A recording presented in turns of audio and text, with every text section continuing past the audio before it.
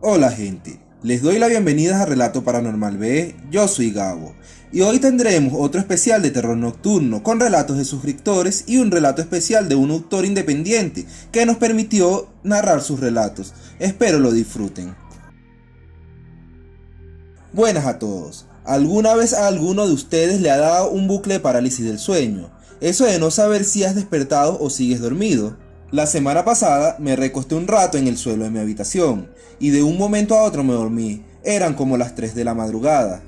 Abrí los ojos, miré hacia la puerta, todavía era temprano, así que supuestamente extendí mis brazos hacia los lados y los levanté para estirarlos, pero sentí algo que no estaba bien. Una sensación rara me invadió cuando intenté levantarme y no podía mover ni mis brazos. Sentí una fuerte presión sobre mi pecho y por más que quería moverme o hablar no podía. Intenté hasta mover mis brazos y no pude.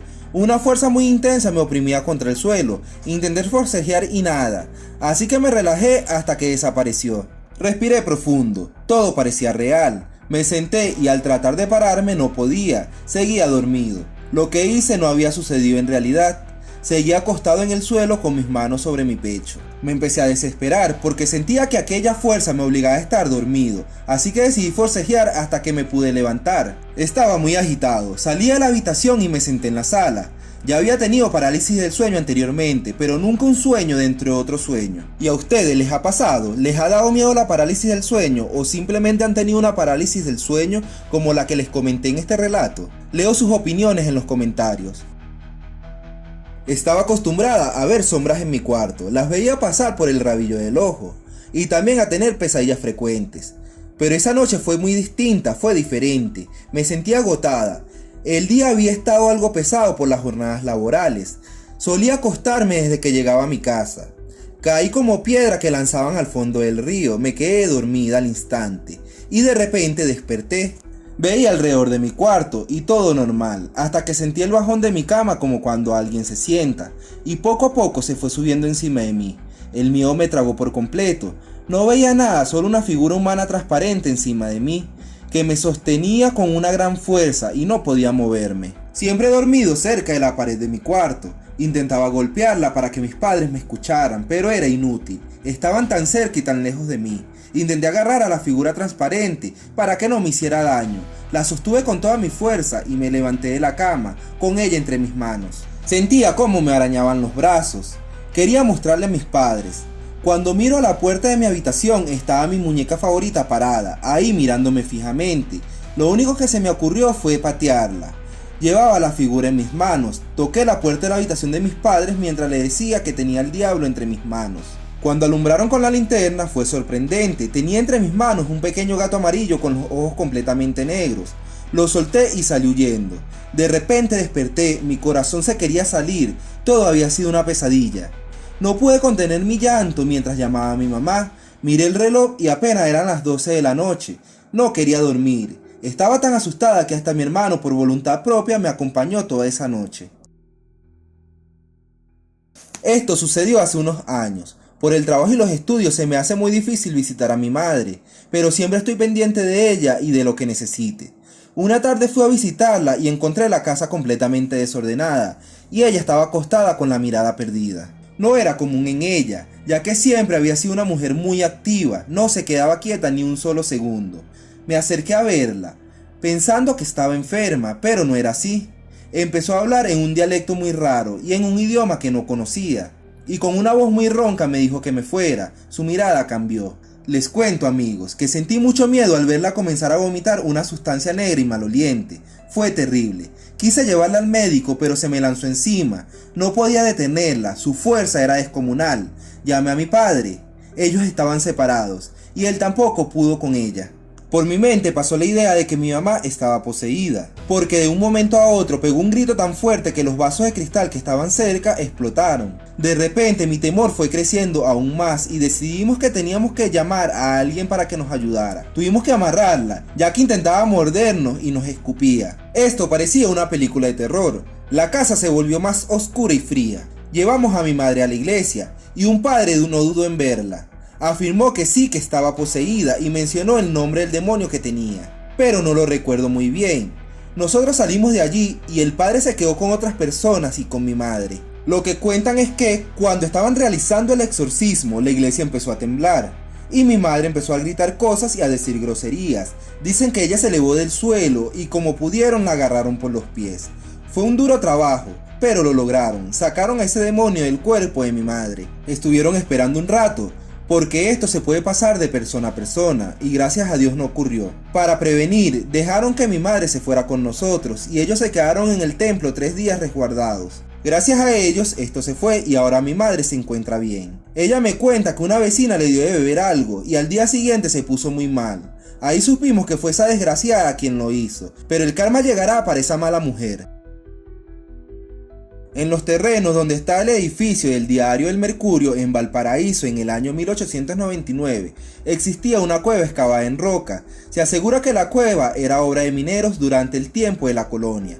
También se decía que era obra de la naturaleza por la erosión del mar, pero también decían que era obra del demonio por todos los acontecimientos ocurridos en esas cercanías. La cueva quedaba enfrente de peligrosas rompientes donde el mar la azotaba con una fuerza descomunal. Se decía que en aquella cueva vivía el diablo y se transformaba en un chivo que perseguía a las sirenas que se sentaban en las rocas a peinarse. La cueva del chivo o del chivato se le empezó a llamar así desde el siglo XVII. Además, la gente lo asociaba con reuniones de brujos que ocurrían en ese lugar. Se decía que existían poderes sobrenaturales en esa misma cueva.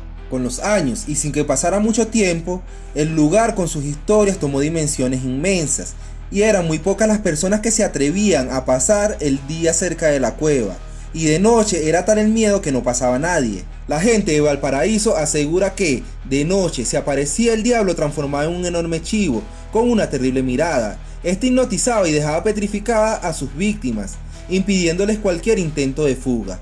Los que lograban escapar, escapaban para caer en las rompientes de aquel mar embravecido y abandonando todas sus pertenencias. El camino que pasaba por la cueva del Chivato posteriormente pasó a llamarse la calle del Cabo, que termina actualmente en la plaza Aníbal Pinto. Durante el siglo XVII y XVIII unas pocas casas habían en el lugar, y ese era el paso de jinetes, carretas y carruajes que circulaban solo de día, porque de noche ocurrían infortunados encuentros con el diablo. Era tanto el miedo creado por esta leyenda que en el año 1814 se puso un farol para que el lugar estuviera alumbrado y no ocurrieran tantas desgracias. A fines del siglo XVIII, un comerciante vasco adquiere todos los terrenos y casas de ese sector, incluida la cueva del Chivato. Casi de inmediato dinamitó el lugar donde estaba dicha cueva para construir edificios que le sirvieran de bodegas. Este vasco hizo fortunas para luego entrar en desgracias que lo fueron consumiendo. Logró ser dueño de un buque con el que seguía manteniendo un régimen colonial. Innumerables problemas políticos, monopólicos y hasta de guerra comenzaron a preocuparle. En el año 1821 sus pertenencias cayeron bajo el poder de los patriotas y el buque fue destruido por un gran temporal en los roqueríos que quedaron bajo la famosa cueva en el año 1839. Más tarde, el Cerro Concepción fue comprado en el año 1833 por José Waddington, incluidos los terrenos de la cueva del Chivato y otros, en la calle El Cabo, hoy conocida como calle Esmeralda. El comerciante inglés ordenó nuevas demoliciones e hizo desaparecer definitivamente por completo la legendaria cueva. Se dice que los maleficios también alcanzaron las riquezas de Waddington. Se dice también que en el año 1830, un grupo de mineros ingleses ingresaron a la cueva del Chivato para expulsar de ella a un grupo de vagos y delincuentes que pernotaban y tenían su centro de operaciones en ella. Ellos eran los autores de todos los delitos atribuidos al maleficio del chivo. El 19 de julio de 1978, el intendente y el alcalde de la ciudad procedieron a descubrir una placa recordatoria en dicho lugar, donde alguna vez existió la famosa cueva del Chivato.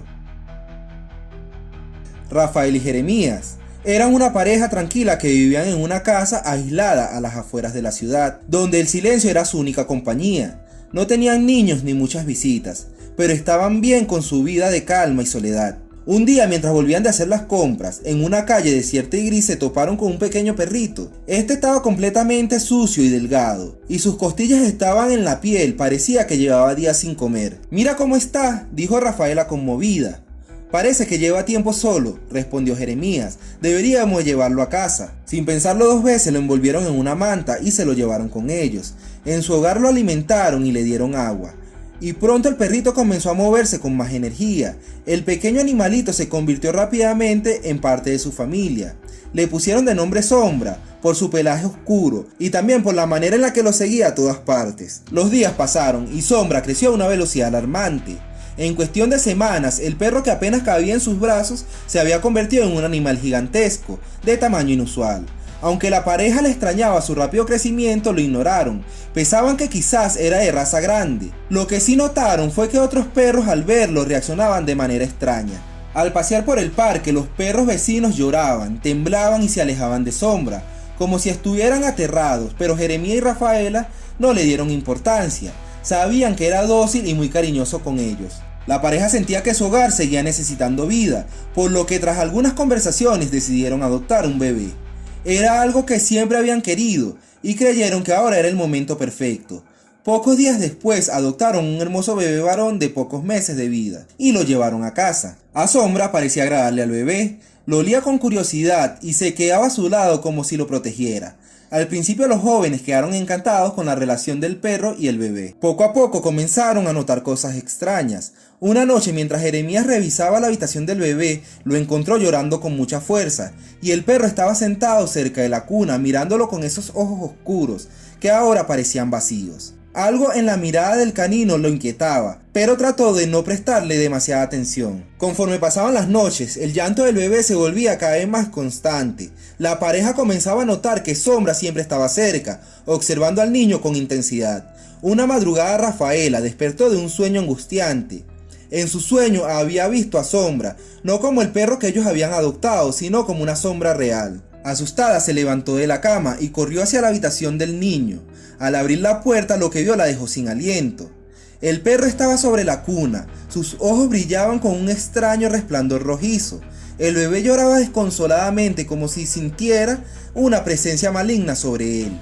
Ella gritó y Jeremías apareció corriendo. Agarraron al niño y lo sacaron de la habitación. ¿Qué está pasando con Sombra?, preguntó Rafaela con voz temblorosa. Él no supo responder.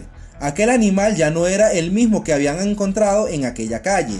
Parecía crecer cada vez más, y ahora sus movimientos eran más siniestros. Esa misma noche decidieron encerrar a Sombra en una habitación separada, pero los ruidos comenzaron en la madrugada. Se escuchaban rasguños en las puertas y ventanas, gemidos que no eran de un perro normal. Los ruidos eran tan intensos que decidieron ir a ver qué estaba ocurriendo. Al abrir la puerta encontraron la habitación vacía, la ventana completamente rota, y en el suelo había marcas de garras que no parecían ser de un animal.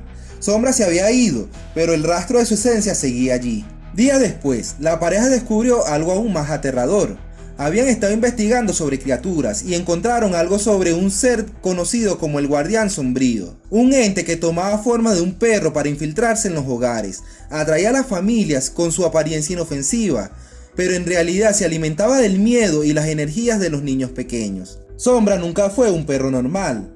Lo habían traído a su hogar y él había traído consigo una oscuridad que ahora parecía no querer dejarlos ir. Las noches se habían vuelto más frías y el silencio en esa casa cada vez era más sofocante.